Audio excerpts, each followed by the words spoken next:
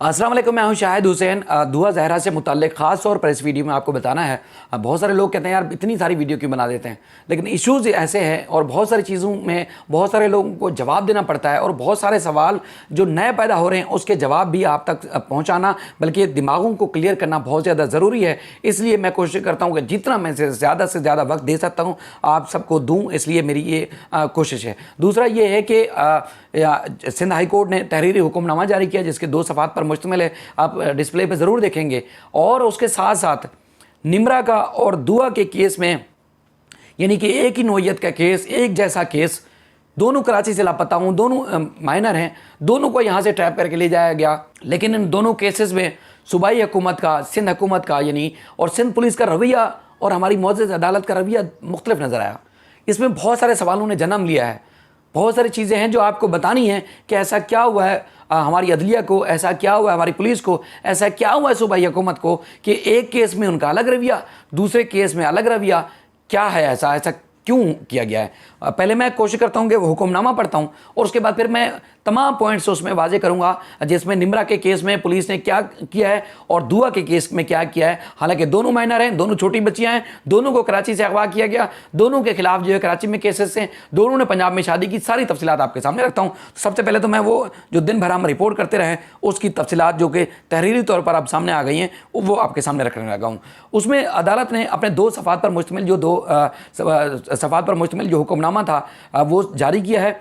उसमें अदालत ने कहा है कि सिंध हाई कोर्ट ने 3 जून को दुआ ज़हरा को पेश करने का हुक्म दिया था और आज दुआ ज़हरा को बाकायदा तौर पर पेश कर दिया गया है। अदालत ने कहा कि दुआ ज़हरा ने अपना बयान हल्फी जमा कराया है और अदालत ने यह भी बताया कि दुआ ज़हरा ने कहा कि उसकी जो उम्र है वो 17 और 18 साल के दरमियान है। अच्छा, 17 और 18 साल वाला जो फार्मूला है कि निमरा ने भी 17 और 18 साल की उसकी उम्र आई थी सामने मेडिकल बोर्ड में, मेडिकल रिपोर्ट में, तो इसको भी दिमाग में डाल दी होगी बात। अगर 18 साल नहीं है, क्योंकि इसको तो पता है 18 साल उम्र नहीं है, पता भी है और दस्तावेज़ात भी है, रिकॉर्ड पे सारी मौजूद भी चीज़ें हैं, तो 17 और 18 साल की जब बात करोगी तो निमरा की तरह आप बच जाओगी, यानी कि शादी गैर कानूनी करार नहीं दी जाएगी। हालांकि अब मामला केस या बची वो भी नहीं है, लेकिन हाई कोर्ट से केस निपटा दिया गया है या फौरी तौर पर जो फैसला था वो उनके खिलाफ नहीं आया ऐसा लग रहा है, लेकिन वो केस अब चल रहा है। अच्छा, इसमें लड़की ने कहा कि उसकी उम्र जो है 17-18 साल के दरमियान है और उसने कहा कि मुझे किसी ने अगवा नहीं किया गया और जो अगवा का मुकदमा है ये झूठा है। लड़की ने बयान दिया है कि मुझे जो चिश्तिया से बाजियाब कराया गया या उसको हिरासत में लिया गया और उसने कहा कि वो अपने शोहर के साथ जाना चाहती हैं, उसे साथ जाने दिया जाए। अदालत ने अपने तहरीरी हुक्मनामे में कहा कि एडवोकेट जनरल सिंध ने कहा कि ये शादी सूबा सिंध से बाहर हुई है और जो सिंध में जो मुकदमा है यानी कि चाइल्ड मैरिज एक्ट के तहत ये मुकदमा दर्ज नहीं कराया गया। और एडवोकेट जनरल ने कहा कि लड़की के वालिद ने अगवा का मुकदमा दर्ज कराया था जो लड़की के बयान के बाद अब नहीं बनता, यानी कि अगवा का मुकदमा नहीं बनता। और एडवोकेट जनरल ने यह भी कहा कि लाहौर हाई कोर्ट ने 10 जून को दुआ ज़हरा को पेश करने का हुक्म दिया था, दे रखा है, तो लिहाजा दुआ ज़हरा को वहाँ पेश करना है। तो उसके बाद फिर समात के दौरान जो खोसो साहब है, अल्ताफ़ हुसैन खोसो साहब, उन्होंने कहा कि जो बच्ची है इसकी उम्र 18 साल से कम है और इसकी जो बर्थ सर्टिफिकेट है और पासपोर्ट है वो भी रिकॉर्ड पर मौजूद है। बच्ची को जो है वो यानी कि ट्रैप करने के बाद लिया गया है। तो अदालत ने कहा कि लड़की के बयान हल्फी के मुताबिक अब अगवा का मुकदमा नहीं बनता और हतमी फ़ैसले तक जो दुआ ज़हरा की तहवील है वो उसको शेल्टर रूम में रखा जाएगा। और अदालत ने जो दुआ ज़हरा की उम्र की तस्दीक से मुतल्लिक जो टेस्ट है उसका मेडिकल बोर्ड कराने का हुक्म दिया है और तफ्तीशी अफसर को कहा है कि 2 दिन के अंदर दुआ ज़हरा की उम्र का तयन करा के मेडिकल रिपोर्ट जो है वो अदालत में पेश की जाए और केस की समाअत 8 जून तक मुलतवी हुई है। ये है हुक्मनामा। लेकिन अब मैं आपको वो चीज़ें बताता हूँ जो हमने देखी, एक एक डेट पे एक एक चीज़ रिपोर्ट की। और ये 2 केस एक नौयत के, एक मामलात के, वो अपनी जगह पर, लेकिन कई केसेस हैं जो 8-10 साल से हम रिपोर्ट कर रहे हैं। पहली बात तो ये 1-2 हमारे दोस्तों ने कुछ गलत रिपोर्टिंग की। गलत रिपोर्टिंग देखें, कहते हैं कि आप अगर बढ़ चढ़ के नहीं कर सकते तो कम से कम इस हद तक करें कि वापसी का रास्ता हो जाए। यानी कि अगर आप कहें धमाका हुआ 10 अफराद जाम बहक हो गए तो 10 अफराद को फौरी तौर पर ज़ख्मी करार दे देंगे या ज़ख्मी की खबर चलाएंगे तो उसके बाद फिर वो यानी कि आपके बचने का चांस होगा। अगर 10 अफराद को मौके पे ही मार देंगे तो अगर खुदा न खास्ता वो आपकी खबर ये झूठी साबित हुई तो फिर आप कहाँ खड़े होंगे। यानी कि अमवात की तादाद में इजाफा तो आप रिपोर्ट कर सकते हैं, लेकिन अगर इजाफा रिपोर्ट किया तो फिर कम उसको कैसे करेंगे, ये आप रिपोर्टिंग के लिए हमें सिखाया जाता है, बताया जाता है। बहुत सारे हमारे दोस्तों ने रिपोर्ट किया, पहले तो बहुत सारे लोग कोर्ट में ही नहीं थे।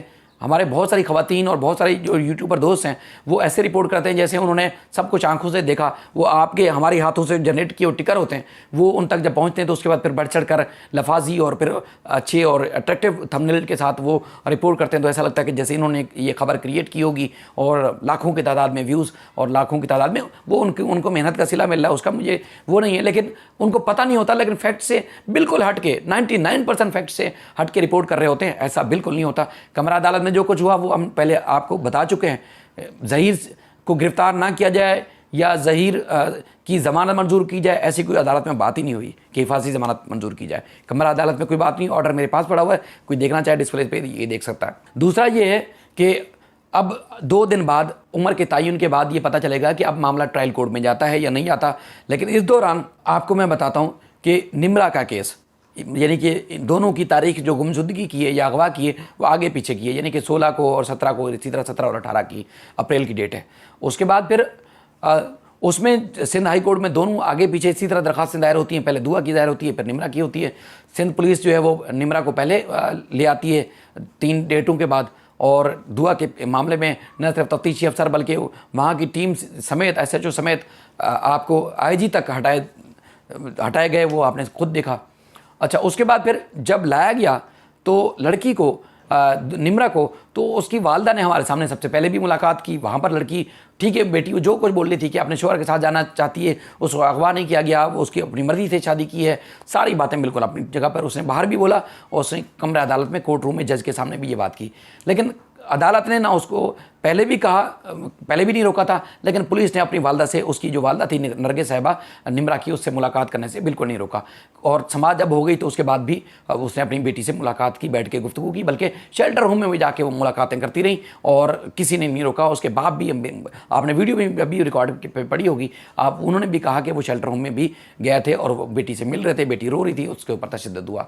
उसके बाद फिर पुलिस ने उस जो अगवा का मुकदमा पहले से दर्ज था उसमें नजीब चारों का जिस्मानी रिमांड भी लिया, गिरफ्तारी डाली, जिस्मानी रिमांड भी लिया, और अदालत में भी आपने देखा बिल्कुल मुख्तलिफ रवैया। इसी तरह दुआ का जब लाया जाता है तो अलग प्रोटोकॉल में लाया जाता है, अलग तरीक़ाकार होता है, पूरी फोर्स लगी होती है। यानी कि हम पहले भी बता चुके हैं, ना दुआ कोई दहशतगर्द थी, ना उसके वालिदैन कोई ऐसे दहशतगर्द, ख़तरनाक दहशतगर्द है, और तो इस तरह का रवैया समझ से बाहर था। बहरहाल जब आई तो उस वक्त मुलाकात नहीं करने दी गई, और उसके बाद फिर पुलिस कहती है कि अब वो, हालांकि अगवा का मुकदमा दर्ज हुआ है, पुलिस कहती है, सूबाई हुकूमत कहती है कि उसको मतलूब भी नहीं है, लड़का भी मतलूब नहीं है, उससे कोई वास्ता भी नहीं है।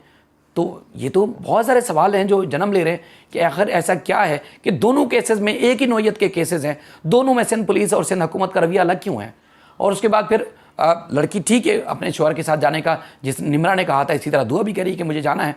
तो हालांकि लड़की माइनर है, छोटी उम्र है, कम उम्र, मिच्योर भी नहीं है, उसको पता भी नहीं कि सही और गलत क्या है। हमने आज पहले वीडियोस में देखा, तस्वीर में देखा, आज तो बड़ा करीब से देखा दुआ को। तो हमने मीडिया ने भी सवाल किए और आज मीडिया के साथ भी इंतहाई बदतमीज़ी से पेश किया गया, पुलिस की जानिब से धक्के दिए गए, कोई इधर टकरा रहा था, कोई इधर टकरा रहा था। ये जितने भी क्वेश्चन अगर आप सब तक वीडियो पहुंची होगी, वो मैंने उससे क्वेश्चन रेज़ किए।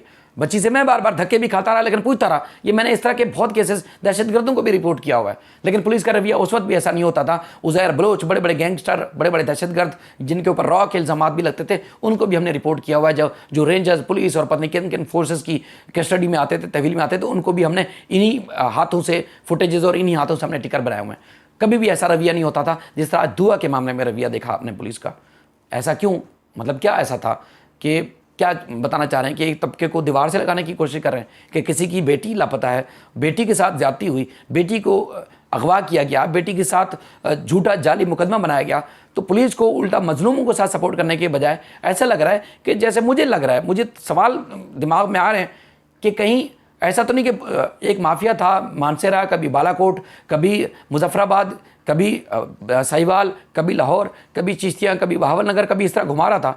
तो कहीं ऐसा उस पुलिस की पहुंच से शायद दूर हो, सूबाई हुकूमत की अप्रोच वहाँ ना हो पा रही हो, तो कहीं ऐसा तो नहीं कि सूबे ने सूबे से या सूबाई पुलिस ने सूबाई पुलिस से कमिटमेंट की हो कि ये खुदा के लिए हमारे हवाले कर दो दुआ, लेकिन हम इसको हाथ नहीं लगाएंगे, इसी तरह हम वापस ले आएंगे, आपके हवाले कर देंगे।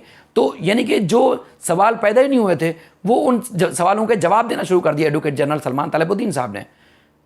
मतलब आपके पास मुकदमा तो दर्ज है ना, दफात उसमें कोई भी थी, यानी कि कम उम्र की शादी की दफात उसमें शामिल नहीं थी। लेकिन ये सवाल बहैसियत सहाफ़ी तो हमारा बनता है ना कि एक माँ बाप जो तड़प रहे थे 50-52 दिन से, उनकी बेटी सामने आई, ना मुलाकात करने दे रहे हैं। यानी कि कुलभूषण यादव से भी इंसानी हमदर्दी के तहत मुलाकात हो सकती थी, बच्ची बात ना करती, बच्ची जो है वो उनकी बात ना सुनती, बच्ची उनको करीब ना बैठने देती। कम से कम माँ बाप सवाल तो करते ना, मैंने भी तो सवाल किए ना धक्के खा खा के, तो सवाल तो करने देते ना उनसे, उससे उनकी जो जज्बात थे वो जज्बात का इजहार भी करने देते ना। जैसे कल उनकी वालदा कह रही थी कि वो ईद सा समा है, जैसे ईद आने वाली है, मतलब इस हद तक उन्होंने खुद कह दिया था कि बेटी उनकी वापस आ रही हैं और वो कुछ नहीं कहेंगे, वो कानून पसंद से आ रही हैं, कभी भी अपनी औलाद से, वो जिस औलाद को वापस लेने के लिए लड़ रहे हैं, क्या उस औलाद को नुकसान पहुँचाते हैं?